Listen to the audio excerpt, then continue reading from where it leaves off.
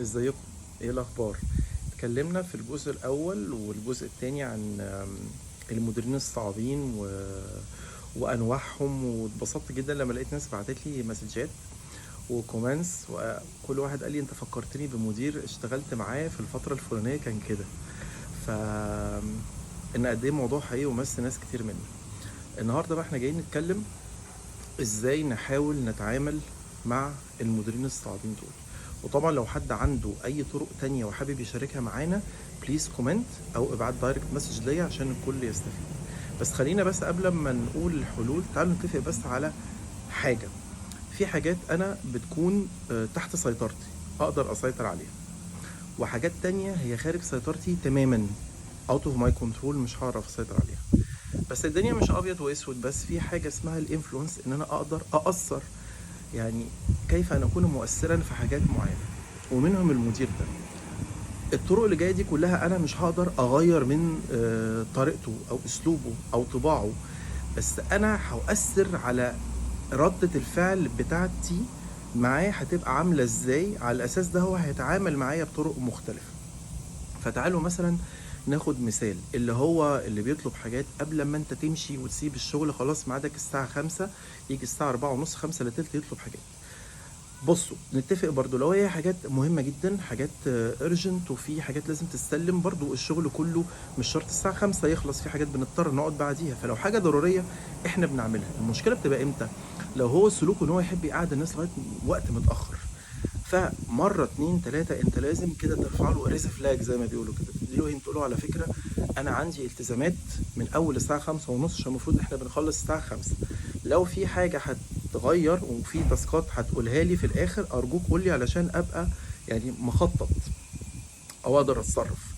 آه واحيانا انت لازم تقول لا، علشان لو انت ما قلتش لا هو هياخد ان كده ده الطبيعي ان انت تقعد بعد مواعيد العمل الرسميه، ولو رفضت مره تبقى انت شخصيه غريبه جدا واستندلت معاه. وده احنا ما بنقولش لا انت تكون شخصيه حاده معاه، وبرده ما تكونش شخصيه خاضعه معاه، انت كده بتكون شخصيه حازمه. الحاجة التانية اللي هو المدير بتاع يلا بينا نعمل ميتنج، وتعالى في الميتنج وتخش وانت اصلا مالكش اي علاقة بالموضوع، يحب يلم كده ايه اللي يجيب العزوة بتاعته. انا ودو اي ريكومند ان انت تقول له هو انا في حاجه هتكلم فيها، حضرتك هتحتاج مني حاجه؟ طب انا مثلا ممكن هبعت لك نقط كده اللي انت محتاجها مني على الايميل، عشان عندي شغل كتير جدا. دايما ارمي دايما على حته التاسك، حته الشغل، مش ان انت هتتعطل، مش ان انت اصل انا مثلا بتعب من الميتنجز الطويله. ما تشخصنش المواضيع، وقول له هبعت لك ايميل بكل النقط اللي انت عاوزها، ولو احتجتني في اي وقت انا النهارده هشتغل على 1 2 3، فعلشان الحق اخلصهم لحضرتك في الوقت المطلوب. ده النوع التاني. النوع التالت بقى ان احنا قلنا الشخصيه الودانيه، اللي هو كلمه توديه وكلمه تجيبه. احسن حاجه ان انت تواجهه بصراحه الشخص ده، عشان انت اكيد هيوصلك كلام هو قاله عليك، او في حاجات وصلت له مغلوطه. الفكره لو انت طنشت وكبرت دماغك وقلت انا خلاص مش هخش في المهاترات دي، انت مش عارف هو الطرف الاخر قال له ايه. فلازم at some point في نقطة محددة انا هخش وهقول له انا وصلني ان حضرتك متضايق مني في 1 2 3، فيا ريت نتكلم واعرف حضرتك متضايق مني ليه او ايه اللي حصل عشان نقدر نصلح الموضوع. بس دايما ارمي برضو على حتة التاسك، فلازم تواجهه. على فكرة 99% هو بيجيب ورا عشان هو ودني، فهو قراراته مش هيقولك اصل انا سمعت وقالوا لي وعملوا لي واخدت القرارات دي بناء على كلام الناس. فديك بتحاول تحسن معاه. اخر نوع بقى اللي هو اخطر نوع، اللي هو المدير اللي دايما حاسس بعقدة النقص وحاسس بالتهديد من تجاهك، ومصيبته ان هو دايما المواضيع كلها شخصية وشخصنة. طيب اول حاجة، هو اكيد هيحاول يضايقك، هيحاول يقلل من شأنك، يحسسك ان انت بالنسبه له ما بتفهمش اي حاجه خالص. كويس قوي ان هم مقعدينك يعني وبيدوك مرتبك اساسا، مع ان انت شاطر وتالنتد وتستحق حاجات كتير.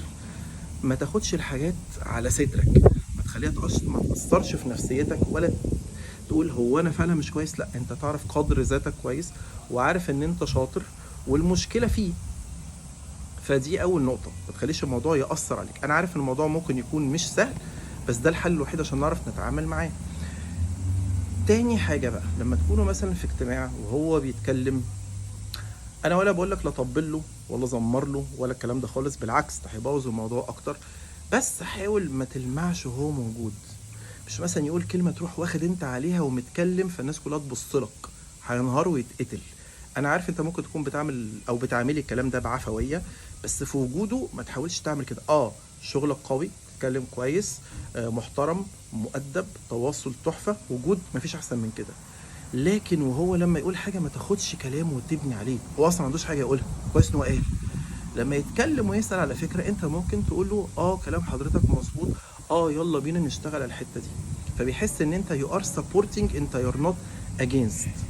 حاجه كمان مهمه قوي، خلي علاقتك كويسه مع الناس المحيطه، عشان ده اول واحد هيحاول يتكلم عليك بطريقه وحشه ويشوه صورتك، وهو ما بيقدرش يواجه ويقول له بصوا بيعمل ايه، يعني يستفزك وفي الاخر لما انت تتضايق يقول بصوا هو شوفوا بيعمل ايه، بصوا اتيتيودو ويعمل ايه، تعرفوا ان انا الله يكون في عوني، ان انا كنت مستحمله ازاي.